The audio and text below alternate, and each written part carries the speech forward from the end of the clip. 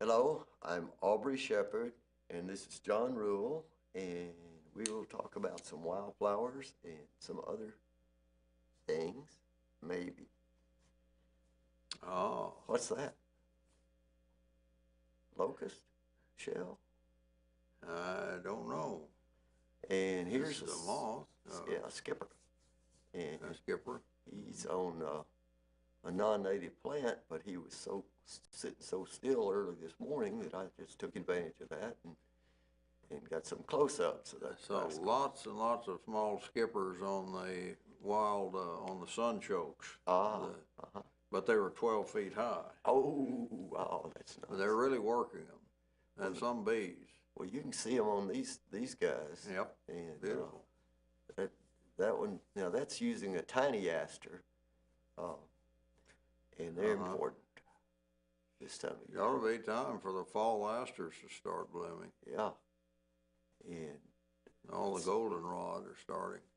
I just couldn't stand not to make pictures of these guys while they were They were pretty relaxed early in the morning. Now, are they about twice natural size or three times? Well, that guy's about the size of your thumbnail, a little bigger, you know. Your thumb, maybe, or the end of your thumb, the last joint. That's a good shot. Well, see the big blue stem grass in the background? I was showing that instead of focusing on the flower. That's why I didn't, it's not too. But anyway, this is front of World Peace Wetland Prairie, and that's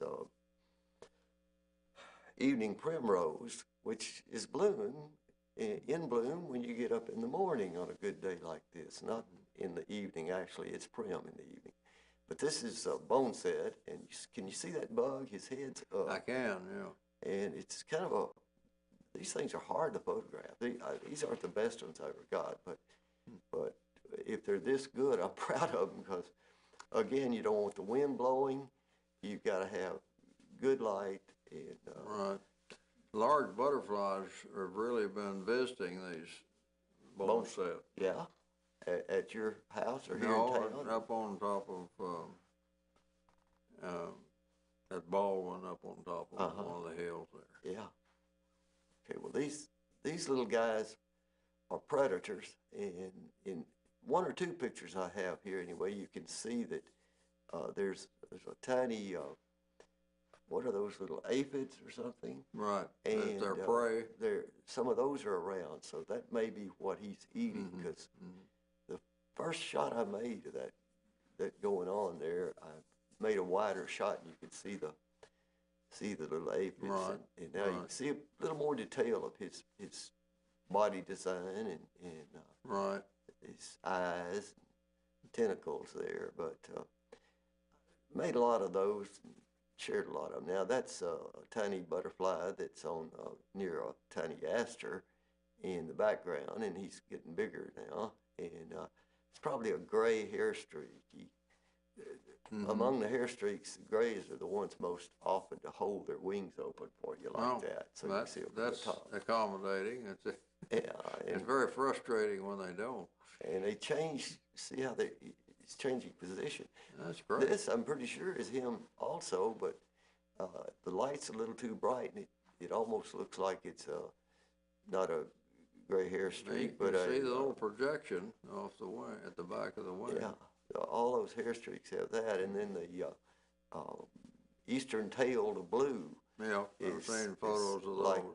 Like this also with that hair streak. We don't have that, do we? Oh, we got a lot of them here. Yeah, we don't have it today. That's great. I call this a white sulfur butterfly. It's also a tiny aster, but I don't know the official name. But the yellow and white ones, they're all related that are similar to that. We're back to the hair streak. That's blurry, but I intentionally used it just to show that color effect. And there he's got one wing open and one wing out, and you can see difference. So these are hard to photograph most days. It takes patience. So I did a bunch of them, more than I normally would. You recognize that sign? Yeah, I do. Okay. That's a beautiful job. Yeah. Till next time, let's talk about keeping our water clean, our woods green. See ya.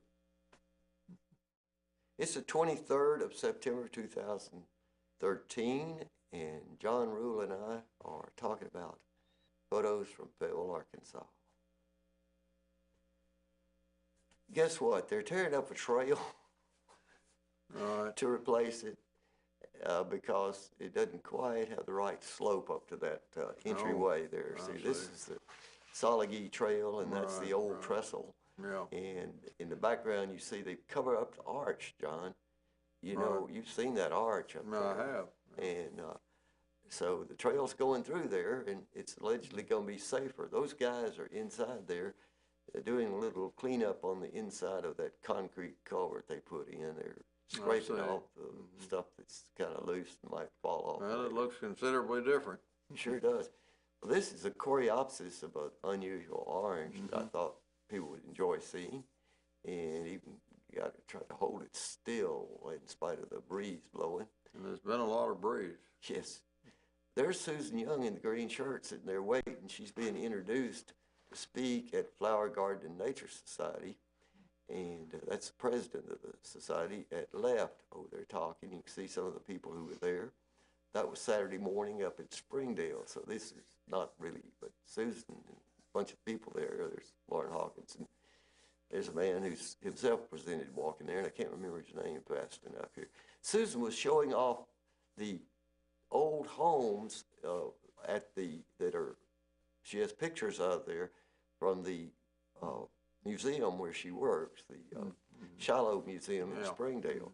And what she's focusing on here is what kind of gardening did they do besides vegetables? Did they actually, a lot of these are farmers, but they didn't have a lot of flowers around the houses. You can see the look of these places, and a lot of them, those black and whites, and they all look like they're in the winter. A few did. I remember a little lady in Newton County that had her cabin practically covered with climbing red roses. Well, and a big flower garden out front, but that wasn't usual. Yeah. That's out Pinnacle Prairie, and of course there's another skipper, and that was on swamp vervain or verbena hastata, and it's a beautiful native annual plant. Yeah. So don't cut those down before they can go to seed and maybe reproduce next year if you got them around your place.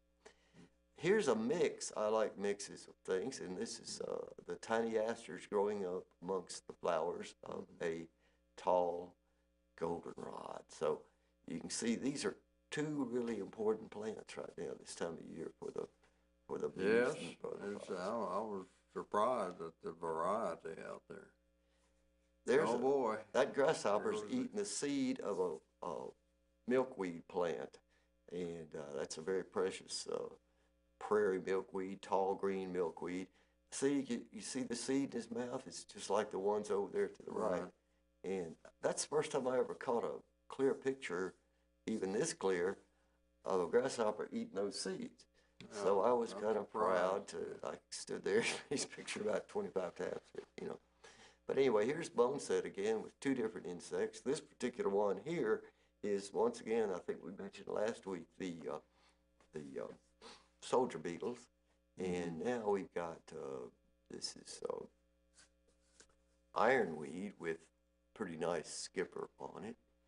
And the only trouble with, well, here's a different one of the asters. I can't name all of them, and don't expect in my lifetime to learn them all, John. No. Here's another of the tiny yellow things, or small yellow things, and I can't tell you which one that is. These are seeds of Sinantium laevi. You see the leaves we've seen you before, shown before, and the seed pods there are very large. I believe, do you think that's another evening primrose I photographed there? Looks like it. And I like that one's. We have something similar down at Frog sometimes in damper places with big four big yellow petals. Right. Okay, coming up on October 6th, the luncheon annual meeting of the Washington County Historical Society, and it's $25 a ticket, but it'll be well worth the dinner, and it's honoring two champions of historical preservation in Northwest Arkansas. Right. See ya.